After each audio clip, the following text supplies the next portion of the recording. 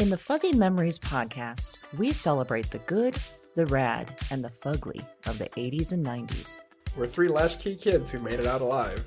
And in each episode, we break down all the culture that popped, 1 year at a time. Whether it's the birth of legends... I'm Lyme disease free today, and I have Whitney Houston and MTV to thank. Or audacious moves. Imagine also the poor Golden Gate Bridge. You turn 75 and people have a party on you. Yep. I don't want that. Or even confusing PSAs. And the stop, drop, and roll. I mean, I assumed as an adult I would catch on fire weekly. All the time! We've got a take that will make you laugh. We've also got thoughts on all sorts of random phenomena and the most unmitigated of gall. Why sharks can't be trusted, people can't be trusted, and rivers can't be trusted. It's collusion. It's of the highest degree. Uh-huh. You were counseling me to start my remarks with, first of all, bitch. Everyone in that room would have snapped to attention. It's going to be basically coffee lids, shark revenge, and then maybe like Matt Getz. God, we need to do something about him. Join us every other Wednesday to celebrate the hits, the misses, and the misfits of the weirdest decades. If I could tell my 14-year-old self from 1990 that I would be eating in a Cheesecake Factory in Beverly Hills, I'd be like, we did it. We did it, Joe. We did it. Listen and subscribe to Fuzzy Memories on Apple Podcasts, Spotify, and your favorite podcast platform.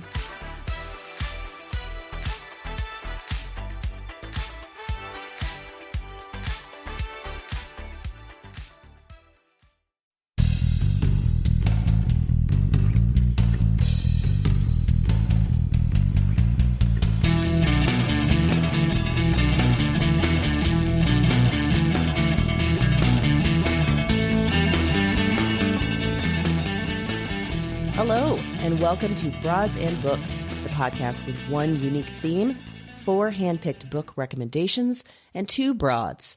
I'm Amy. And I'm Erin, and this is episode number 3, Haters Gonna Hate. They're gonna hate, Erin. That's what haters do. That is what They're gonna haters do. Haters gonna hate. That's right. Before we dig into this week's picks and why we chose that theme, Erin, we got some amazing feedback from the first couple of episodes. And one of the things that we are asked by our listeners are about our reading lifestyles. Yeah, the people want to know some stuff about us. They do. They want to know how often we read, where we get recommendations for ourselves, basically everything about us. Because we're amazing. So they want to know all the info they can. Mm-hmm. That relates to reading specifically. Yeah, that qualification is important. I think it's going to lead other places. Sure. Yeah. Mm-hmm. Okay. Mm-hmm. So, we want to accommodate. We want to give the listeners what they want. Every time. Yes. Mm-hmm. So I think the easiest place to start is maybe how we incorporate reading into our everyday lives. And I will admit it's changed a bit. I used to live in Chicago, and reading was always easy to do on the L train to and from work every day. Sure. It was a good, 20 to 45 minutes that I could just, if I was lucky, I could get a seat. And if I was not, I stood up and I read my book. And I got a lot of good reading done that way. Nowadays, it's more before bed, or a lot of times on weekends, I'll curl up on the couch and try and get some good reading in. Nice. What about you? It's, it changes. It's ever evolving, I think, as an adult. I miss the days when I was a kid and I could sit down and enjoy a whole book at once, but life usually doesn't let that happen. I would say children. Children. Yeah. They do require things they like do. Food and attention and love. Why? Affection. Come on. Nobody needs to be that needy. Right. Yeah. So fortunately, sometimes I can't get a whole book read at once, but my favorite time to read is actually in the morning. Like if I can get up early, I have a cup of coffee by myself. Yeah. It's quiet. Ooh. There's really nothing else I can be doing. Mm-hmm. So I enjoy that immensely. Same weekends, I can often find some time to squeeze in. I like to read when Mike is deep into some TV show that I don't like. Yeah. Or some documentary or something. God, Mike. Yeah, come on. Get it together. Yeah. Then that's a perfect time because it looks like I'm there. It's the appearance You're of spending physically time. there. Yes. but I'm reading. Yes. So, yeah, you're bridging that. That's wonderful. Yeah. And I like that too, because I think it's important that my kids see me reading, that it's Absolutely. the act of reading is a part of my everyday life. So. And fun fact, Erin for a while used to, with her 9, now 10-year-old. 11-year-old. Going on 12. You would read with him specific books and do like little assignments back and forth to each other, little book reviews, Yes. right? Yeah, we would talk about, we did that pretty much for the whole series of unfortunate events, and then some other ones so that we cool. would read back and forth and talk about it and what we liked, what we didn't like, that type of thing. So, yeah, he's still an avid reader. He reads more graphic novels right now. So, Ooh, yeah. I bet that would be that age, their Yes. jam. That'd be very nice. It's definitely his jam. So I opt out of those sometimes. Sure. 'Cause that's not my jam. But Right. not to say I don't like them. Not to say they don't have value. Right. Just not always on the top of my list. So That's very cool. You've been instilling good reading habits yes. in your children. Yes. Another topic we got was where we get our book recommendations. And I'll tell you what, Erin and I we've lived some years. We've read a lot. A few years. Few years. And one thing that Goodreads has been good for is listing a lot of the books that I've read over those years. Yes. So when we think about, when we first got together and started thinking about the books we wanted to talk about, the potential themes, we did kind of an inventory of our own books at our home on our Goodreads catalog and tried to pick out potential themes there. And now anytime I'm reading something new, I'm constantly thinking, like, how could this be something that we talk about on the podcast? Yes, absolutely. I think that's the same for me. Goodreads is, personally, I kind of use it as a personal reading log, to keep track of what I've read, what I'm reading, that type of thing. So yeah, going back there and finding those recommendations is key, I think, to this process for us. But I would say every time I read something, you relate it to your life naturally. Yeah. And I'm always thinking of someone, I know someone had a similar experience or someone that would like that. So that kind of lends itself to giving recommendations. And then obviously when this brainchild happened, now we have an avenue for it. Right. So, perfect. And I think both you and I were probably already providing recommendations Yes. to other readers. And then we thought, man, more people need Yes. us and these. they need to hear from us Yes. and all the Yes. things we have to offer. So much. So I'm so glad that all you listeners have found us. I Yeah. mean, this is a good life move for you. Congratulations, Yeah. really, Yeah. is in order. Kudos to you. For You're doing things right. Yes. I wear across the board, 100% supporting your life without knowing anything. If you listen to this podcast, you're clearly awesome. You're a winner in our book. Done. Yes. Yes. And on that note, that's wonderful that we got some of those questions. We invite more. Tell us what you want to know. Absolutely. Tell us about, we'll say at the end of the podcast too, tell us what you want to hear about. Tell us Yes. themes you'd be interested in. The more comments, the better. Absolutely. Yes. Positive comments. Yeah, good qualification. Yes. Yeah. I mean, if you have things that we can improve on, I'll take that. But if you're just going to be mean, We don't need that. No. No one needs that. no. And if you are, I will reserve the right to read your comments on air. Yes. Mercilessly make fun of me. Public shaming. Public shaming. We yes. highly believe in this and will use our podcast as a venue for such Absolutely. things. Absolutely. And in previous podcast, Erin did threaten to break legs too. I did. So yeah. And I'd love the opportunity. So bring it. bring it. And now I feel like we just asked for a whole bunch of negative comments. Our first major iTunes thing will be like, they keep threatening the listeners. I don't know if I'm supposed to laugh, if I'm supposed to be scared. I don't want to meet them in person. No, I'll tell you that. Don't want to meet them. Kind of terrified. Yes. On that note, let's move into our picks, Erin. I like it. All right. Yeah. So we'll go fiction first, as we usually do. Perfect. And I have a book that's called Tampa by Alyssa Nutting. Oh, and Erin's eyes just Buggers. lit up. Uh-huh. Yep. Because this book, you guys, is utterly gonzo. It's just freaking nuts. But when you think about it and you sort of gender swap the main character and the situations, it's maybe not that crazy, unfortunately, to think of. Here's the story. Celeste is mid-20s. She's gorgeous. She's smart. She's married to the guy everyone's supposed to be hot after, even though he's kind of a douche. Except Celeste is into prepubescent boys. She tells us this also in excruciating detail. Oh. Yeah. So here's where it gets even better. She becomes an 8th grade teacher so she can have her pick of that crop. And she does it. She literally targets these kids with like full-on sociopathic planning. She's looking for the kids that have like lack of parental influence at home so she can pick them, mold them. Right. Yeah. So she's picking her prey, she's isolating them, she's seducing them. And ultimate line, Celeste is terrible. She's just a predator, and she's utterly without remorse. And we hate her. We do. But here's what I really liked. We've seen variants of this story before, you know, but it's usually males. It's male characters in books, in movies, in life, who are fascinated by and pursue younger women and even preteens. We just haven't seen the tables turned like this, haven't seen a woman character like this. And Alyssa Nutting, the author, she skewers this. She's doing this very deliberately, which is pretty interesting how she does that, as well as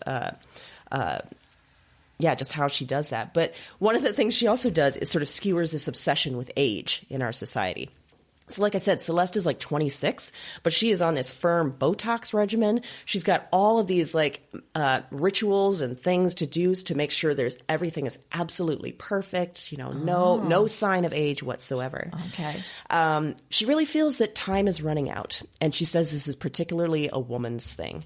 In fact, she says there's no way for women, for anyone, to gracefully age. After a certain point, any detail, like the woman's cheerleader hairstyle that implied youth, simply looked ridiculous. Overall, the reading experience, it's a really quick read if you can get past the stomach churningness of it. Right. Yeah. She writes beautifully, and you can easily forget that you should hate this woman. There were many times when I'm reading it where I'm like, oh, God, she's going to get caught. And I'm like, oh, God, she should get caught. What am I doing? I need to recalibrate this, you know? And the plot twists, they're nuts, but they're also believable in this weird way of this book. And in case you think this is a story of redemption, no, she is utterly unredeemable. And at the end of the book, nothing has really changed. So I don't want you to go in this with eyes closed. I want you to go in knowing that, yeah, this is not one of those stories. That your hate will ensue. Yes, your hate will potentially grow over it. Oh.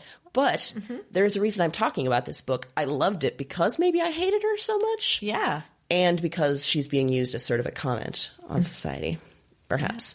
One more thing. Oh, yes. We remember this cover.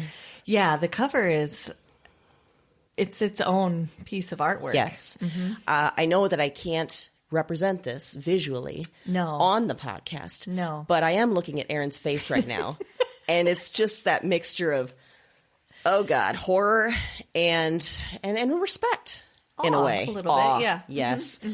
Briefly, this is a shirt button that's open, meant to resemble something else. Yeah. Which it kind of does. It really does. It really does. It really does. That should be enough for you to Google it. It's worth a Google. It's worth a Google. And then read the book. Yes. Google it at a bookstore to find a bookstore to buy it at. Good idea. Yeah. Yeah. And so that's what I recommended. Something really, a person that's really pretty bad. Hater's gonna hate. Yes. Perfect. Yes.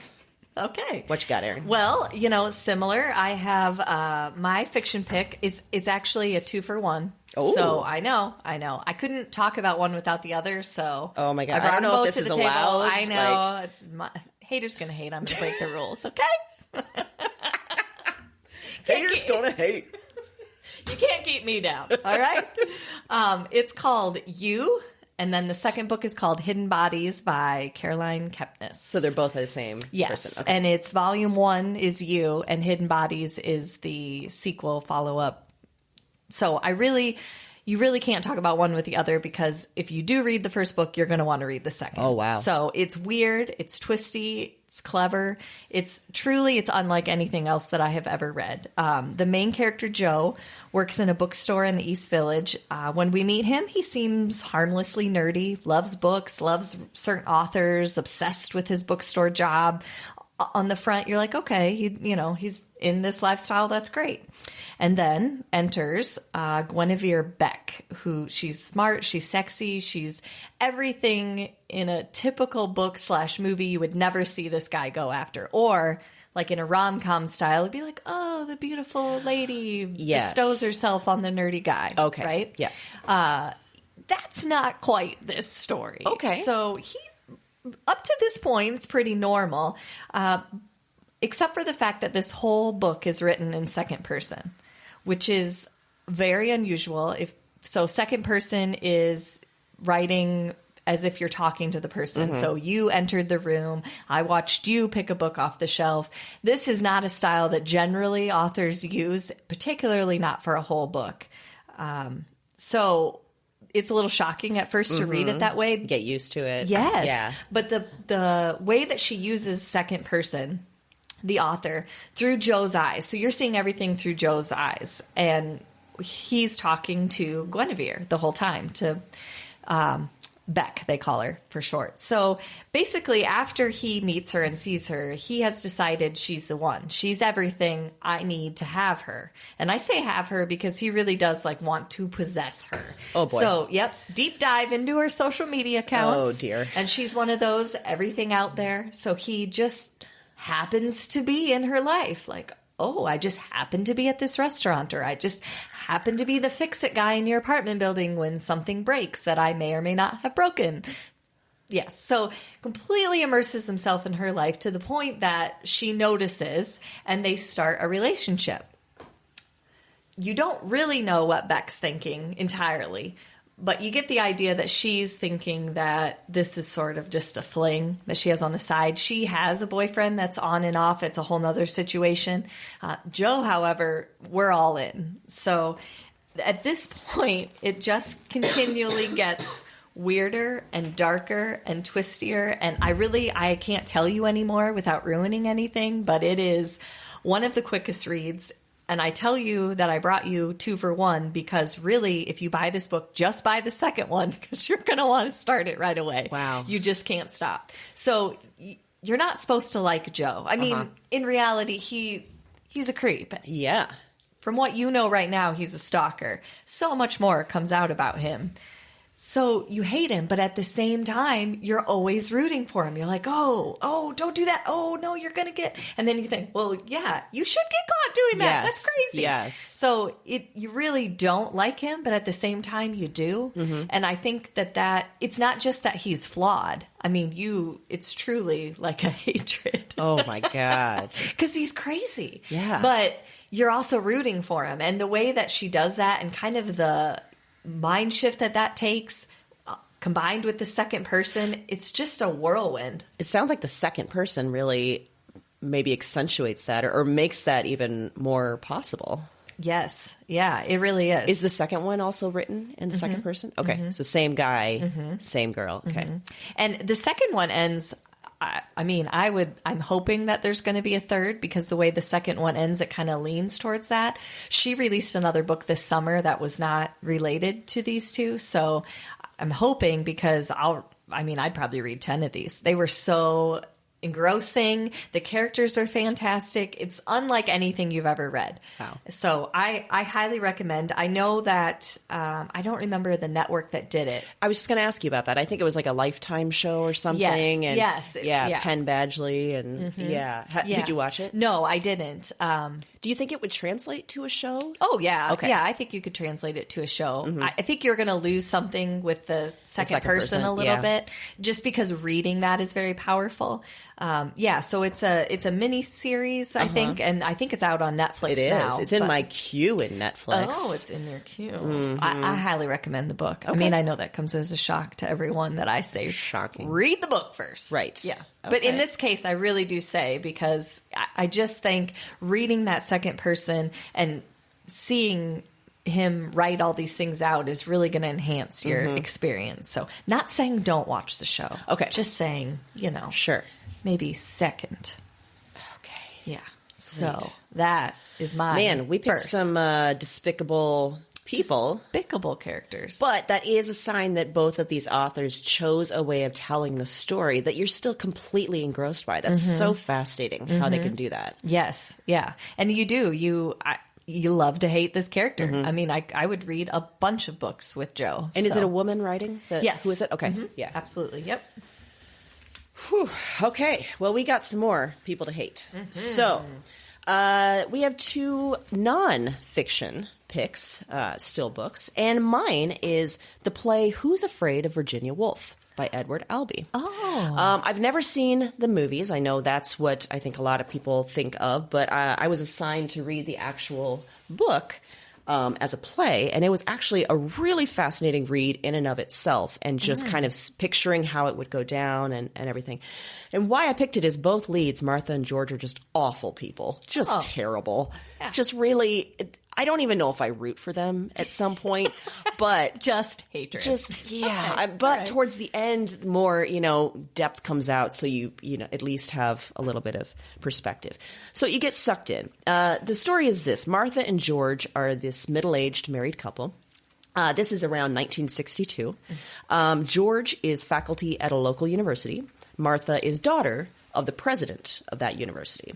And the two of them attend an academic party, and they spot the new hot professor's stud, Nick, very young, new to the faculty. He's got a wife named Honey. Oh, Nick. Yeah. Okay. Get it, Nick. So Martha and George are at this party, and these 2 drunk-ass people decide to go home, drink some more, and bring Nick and Honey over. Oh, boy. And they just light into each other in front of Nick and Honey. It's this long series of drunk conversation where Martha is taunting George about his lack of career, his lack of publishing, just his general being, his entire person, really. And then George is like the epitome of passive aggressive. Okay. And actually, Erin and I were having a conversation the other day on what constitutes passive aggressiveness, which in the Midwest is a whole other language. It really is. You get it. Yes. But he's given it his all. He's very passive aggressive. And meanwhile, these strangers, Nick and Honey, are just watching this like, why am I here? And what do I do in this situation? And then it gets worse because Martha tries to seduce Nick in front of her husband. And George starts laying into Nick because he's kind of his competition in the academic field, and insulting Honey. And Honey keeps throwing up, and like things are bad. Okay. Then there's a final act with a big sort of doozy of a reveal about certain things. So we hate our 2 leads, but the dialogue, the way it's written, is so great that you're just tearing through, and you're just like, God, if I was in this argument, I would do everything in my power to get out of this argument and get out of this house, especially if I was Nick and Honey. But they don't. For drama's sake. Oh, well, yeah. And honestly, there are sometimes the things that Martha and George say, I'm like, I wish I could react this way. I wish I could say this out loud sometimes to people. Just really anyone. And in a way, they're kind of rebelling against a situation they really hate. She is stuck in this life she didn't imagine herself to be. He's stuck in this job he didn't imagine himself to be. And they're looking at these new sort of younger versions of themselves, and they just hate it. They're just resentful as hell. Like, these 2, exactly. These 2, we're going to show them what life is really like. And that's what happens. Wow. So, by the time you finish, you have a better understanding of what's underneath all this rancor and all this ire, but so you don't have sympathy necessarily, maybe empathy in a way, or maybe just like, oh God, Martha and George, get your shit together. In a way, I started thinking, this is like a great title, alternate title. Martha and George, get your shit together. Your shit together. In a way, it kind of reminded me of like reality shows, like just putting people in a room together, getting them drunk as shit, and then just having them tear into each other. Yeah. And get sex involved too. And damn it. Done. You hit all the markers. Right. For a good reality show. Yeah. So I feel like there would be a reality character named Honey too.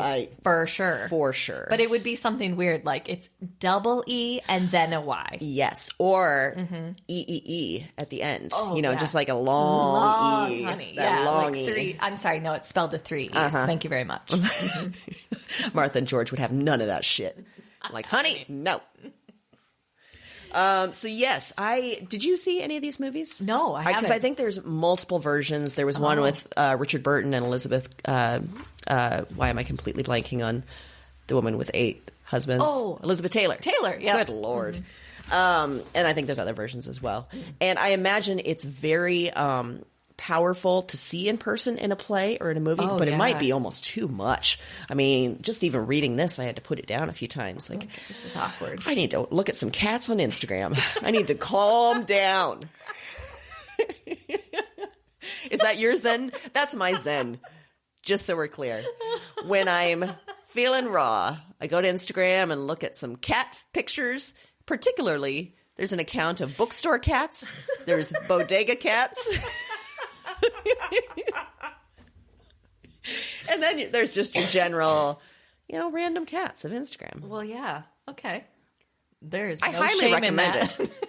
I feel no shame Good. for that. Good. I'm intrigued now. I probably will look up some cats. Don't worry, I'll Instagram. send you a few. There's some doozies. Please do. Every once in a while, I like to send a random cat video to just a friend without any context. Like here. Yeah. Here you go. And then they can do with it what they will. That's just a happy bomb. Right. Yeah. No warning. Here it is. That's good branding. I like that. Happy bomb. It's all about the branding. So my other genre second pick is a nonfiction. It's a memoir called Dry by Augustin Burroughs. Okay. Yes. And he's fairly well known for his first memoir, Running with Scissors.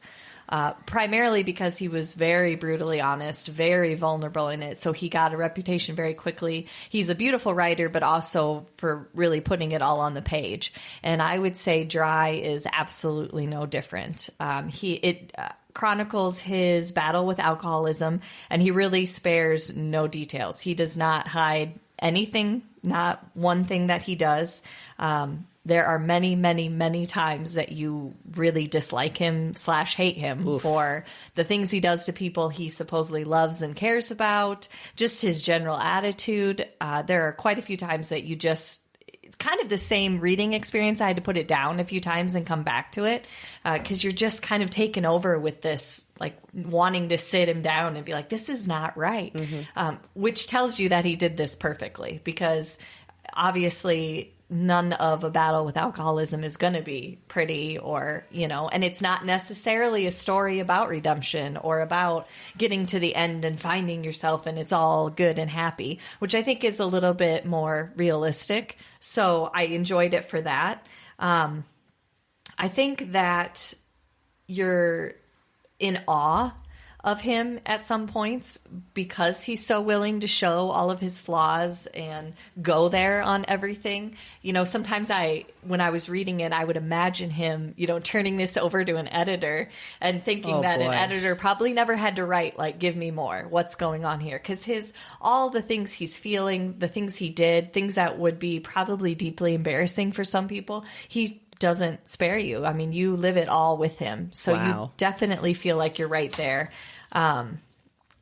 Out in the open with him. And I think for that reason, in and of itself, it's a fantastic read. But it's also the reason that I picked it for Haters Gonna Hate because you don't love him a lot. And I'm not sure that even by the end you feel confident that he's fixed this or, done enough for you to say, oh, okay, he's all right. Right. There's no happy redemption at the end. Right. Or finality. Yeah. And, I found myself thinking about this book a lot because I think that's probably true of most people is that with your own flaws, you don't necessarily they don't go away, you magically get better at them. But it was fantastic. So there's a quote by him that I like and I had heard before. And it's not necessarily from this book, but just him in general.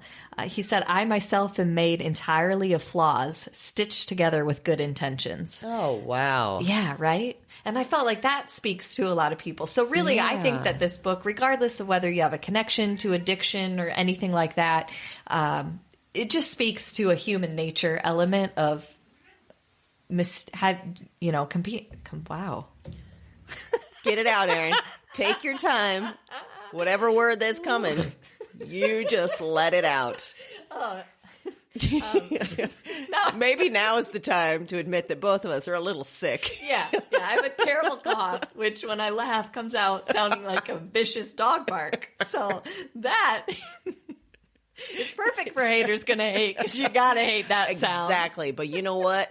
We're sick. We live in the Midwest. This happens. It's February. Yeah. Snowing outside. Yeah, exactly. So haters gonna hate. haters gonna hate. And what word were you trying to say, by the way? I lost it Okay. completely. Well. Oh, when you make mistakes. Yes. Yeah. As that you own as we them. do. Yeah. You owned the shit out of that mistake just Owned now. it. Yeah. I planned that, people. No, I didn't really. I just forgot the word.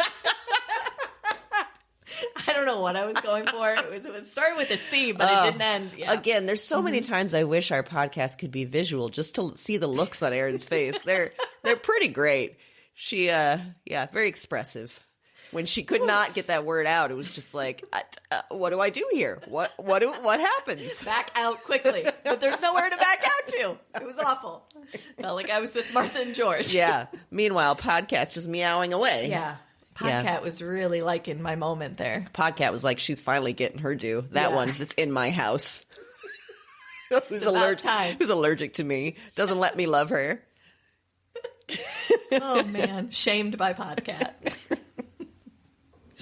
Do you think, one question I had about the memoir, because he's so honest and raw, I wonder what book signings are like meet the authors are like. I wonder if people reading feel like they know him so well, gosh. and he has to almost set a barrier or something between them. That's a good point. Right? Yeah. I would imagine, because you do feel like you really know him. Yeah. I mean, you do know a lot of very intimate details about him that really...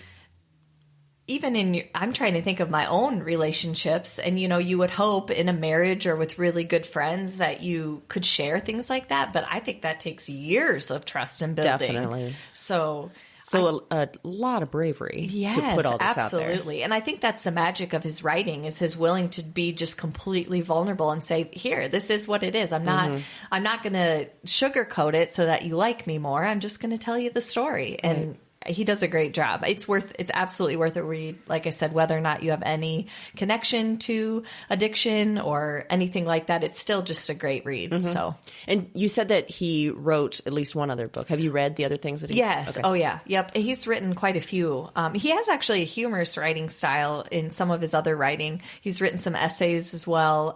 Running with Scissors, I believe, came out before this one, maybe a year before. Yeah. That is a very dark tale. He had a very rough upbringing. So I think it came out quite a while ago, right? Yeah, and there was a movie. So I think I remember parts of that, yeah. Yeah. It's a great read, too. But this one, it doesn't really have anything to do with that in the sense that we're really focused on a certain time period in his life. But, yeah, both are great, actually. So that's another 2-for-1. Oh, my God. Yeah. I'm feeling a little inadequate. But maybe I can redeem myself with my pop culture picks. Ooh, hit me with it. Okay. So I have something to admit. Oh. I'm a bit of a sucker for a bad boy on television or film. Shout out to them always. In my heart. Spike from Buffy the Vampire Slayer. Okay. Logan on Veronica Mars. Raphael on Jane the Virgin. All of these boys. They're nice to look at. They're bad. Sometimes they're redeemed. Sometimes it's better when they're not redeemed.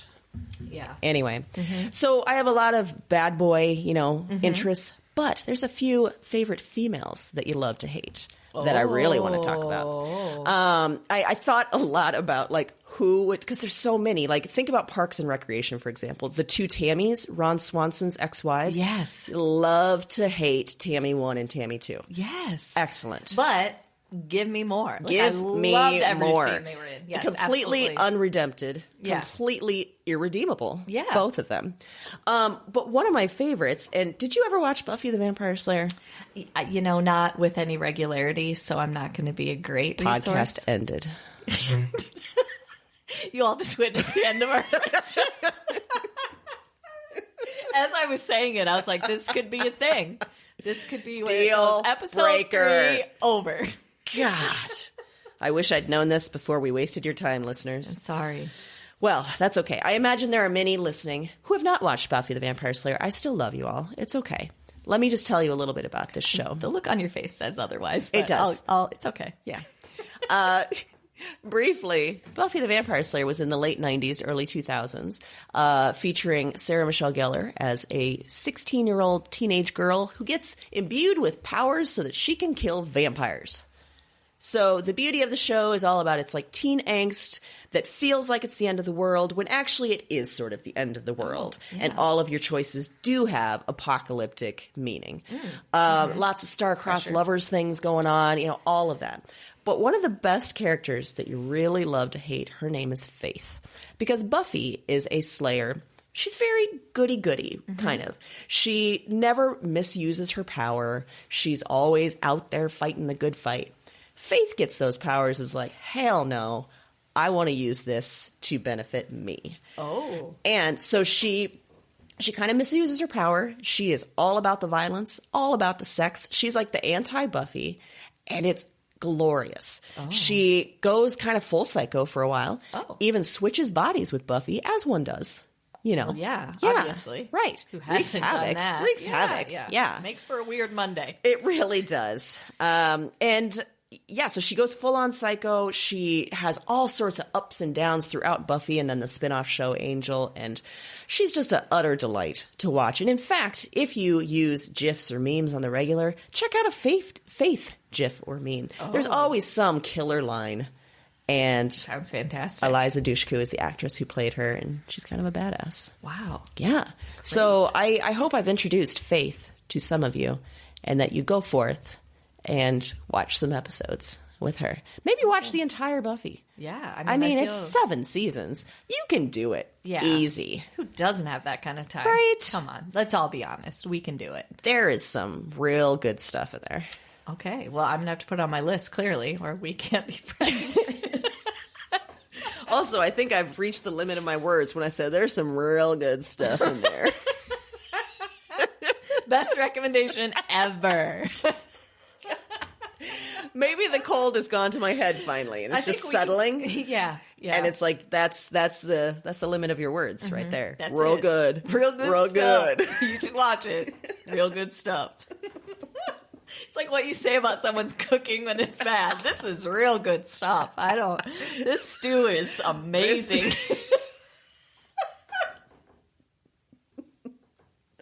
This is yummy in my tummy. That's right.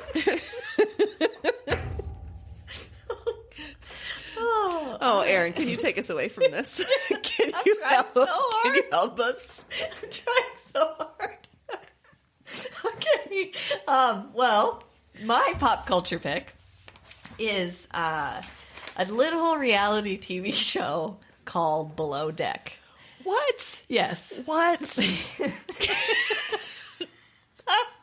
It's a reality TV show on Bravo, and it takes place on super yachts. And of course it does. Of course. So these super yachts are like over 100-foot long yachts, okay? That really rich people charter, like they pay for a week or a weekend. God, I already hate them. Everyone on this show. Yep. Just hate them. So what the show does is follow the yachties or the crew that have to wait on these people. God. So their life, which is kind of interesting, is that they stay with the boat for the entire charter season. So like they're on boat for months where they're for the whole, yachting season, they're just taking care. And I mean, I think they make a fair amount of money and tips and things like that. But you get to see from beginning to end, the charter guests come on, what their experience like, what tip they leave. So yeah. Oh, so you see some real terrible people. Awful people. Okay. People you hate. Oh my God. Yes. But I love that from the perspective of the people who have to serve them. Yes. Yeah. Because that's when you're the most mortified. Yes. Is some of the things that they demand, some of the things that they think are normal, that you're like, that's not normal. Oh, God. That's not the way to handle this. No. And it's cut in with interviews of the crew after, as most reality TV shows are. You just really can't stop watching because you love to hate on the people that are on there.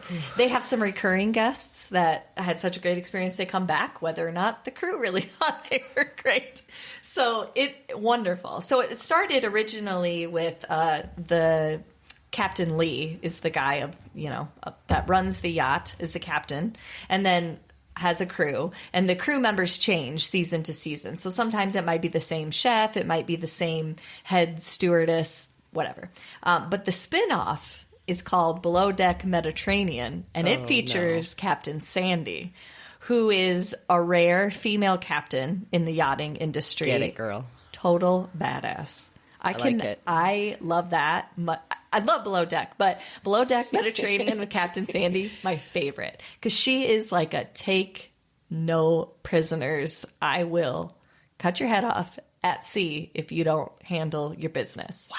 So She's people amazing. come to her with stupid complaints and requests. And she's like, no. No, but she's also fiercely loyal of her crew. So she has high expectations for them, but is very fair and very, loyal to them if somebody comes and complains. But an expert at handling really difficult situations. Wow. She's amazing. So I really like watching her season just because I like watching her work. But yeah. And her charter guests seem to be a little less annoying than Captain Lee's, but man, you really do love to hate them. So do the rich people, the rich annoying people, do they have to sign waivers and stuff? Like, do they know they're on this show? Yeah, yeah, I would imagine. Yeah. Do you think they watch it and they're like, oh yeah, I stand by all of that. I stand by everything I did. I think some of it you would have to double down because there's no explanation. You couldn't say, oh gosh, I was just having a bad day. Like, no, you're terrible. Yeah. So I would think, or I would imagine you take the other avenue of reality TV and say I was edited terribly. I would guess is probably your take on it. Yeah. I mean, it is fascinating to watch. So, yeah. Does Mike watch this with you? Oh, yeah. He's Is the one he that all in? discovered it. What? He brought it to me. So, Mike. He was a whole season in before I got What? on board, if you will. Oh, dear God. I'm disappointed in you, Erin. I would be too, I think, under normal circumstances. Wait, so when was Mike watching this for a season? Yeah, before you got involved. I'm trying to remember. I think it started because he'll sometimes watch TV after I fall asleep, and he was watching it on demand. So he was flying through episodes, Sure. and then I caught one, and I was like, wait a minute, what is this gloriousness? What have you been doing? We have to start over. I love that in Erin's household, reality TV show watching is quite an event, though. I mean, you guys make it a family affair. Oh, yeah. Yeah. Absolutely. Get some good commentary going. And... Yeah, that's the way to do it. Yeah. Yeah, exactly. Okay. So I highly recommend. You're going to hate all the charter guests, but you're going to love seeing it. And it's opened my eyes about yachting. Mike and I have done a lot of Google searches because we didn't know things. Yeah. Are you going to buy a yacht? No, I cannot in any way, shape, or form afford even an hour on one of those yachts. So it's not necessarily aspirational in that way. You're No. just, okay. No. All right. If you had all the money in the world, would you buy a yacht? I can't say I wouldn't. I don't think I'd buy one. I think I'd just do what they do and charter one for like a week or a couple weeks. Sure. There are some they mention that do like a month-long charter with the same people, that travel because they're seeing phenomenal places and they're docking and going and exploring. And that's the other thing about the show is you see some really cool cultural stuff. Yeah. So yeah, I think I would do that for sure. But I don't think as an owner I want to be bothered with the yacht. There's a lot of responsibility there. Yeah. Yeah. And to be honest, if I had a lot of money, I think I'd probably be more of a Scrooge McDuck and have like gold coins piled up that I And counted. then just dive into them. Absolutely. And Great. then yell at my nephews like Scrooge McDuck. Life goals. I don't have any of that.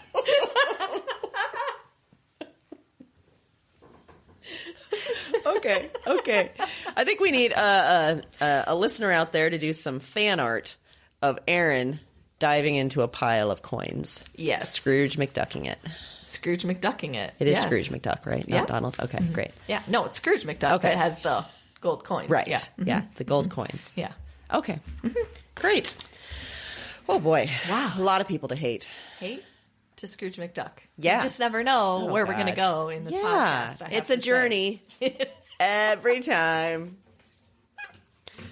And now we've finished this show. Haters Gonna Hate. And so you can look forward to another great episode dropping next Wednesday and every Wednesday on whatever platform you use to listen to podcasts. And in the meantime, because we know you want more, Always. head to our website, broadsandbooks.com, to check out all the recommendations we made in this episode, as well as one bonus pick.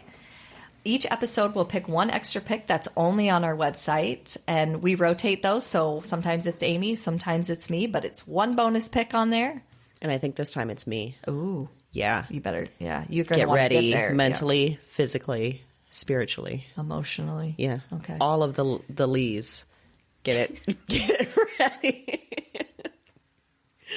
And you can also check our Twitter, Facebook, or Instagram to give us feedback and let us know items you might want to hear us talk about in future episodes, or give us questions. Give us more questions. Absolutely. We love to answer questions. And if you're the creative type, you have a great idea for a future theme or episode, let us know that too. And you can find links to all of our social media accounts and our email at broadsandbooks.com. And if you like what you hear, And who doesn't? we know you do. Good Lord. Yeah.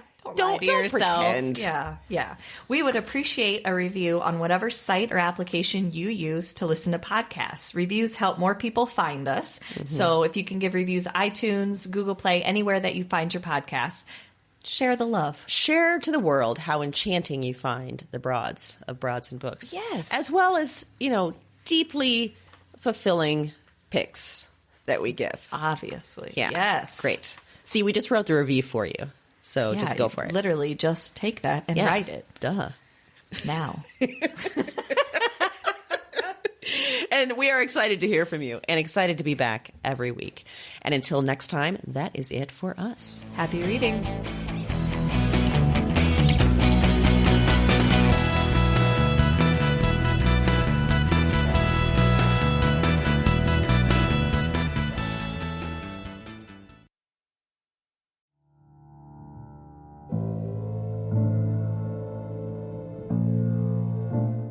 I'm up again. Same night, another dream. Before trying this recording thing, I didn't remember much of anything of these dreams. I didn't remember much from any of the women. And one night of doing this, and it's broken things open. The dreams they're in me, and they're coming out of me, and To me, I am not broken. I am the most whole, most real. cause their despair. I wait for the word. Witch. Look at the mad woman in her cage. She was a woman with holes inside her. That was the heaviest factor, the final evidence, the heart of the issue. Somehow, you understand this. You hear me. Wherever you are, whatever this is, you... This isn't a dream journal anymore. It's not. It's just fact. Because now this is some sort of record. What are these dreams? Maybe there's a better question. Who are these women?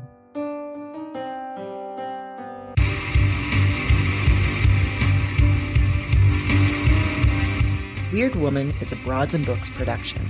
All 9 episodes are available January 10th. Listen and subscribe to Weird Woman on Apple Podcasts, Spotify, and your favorite podcast platform.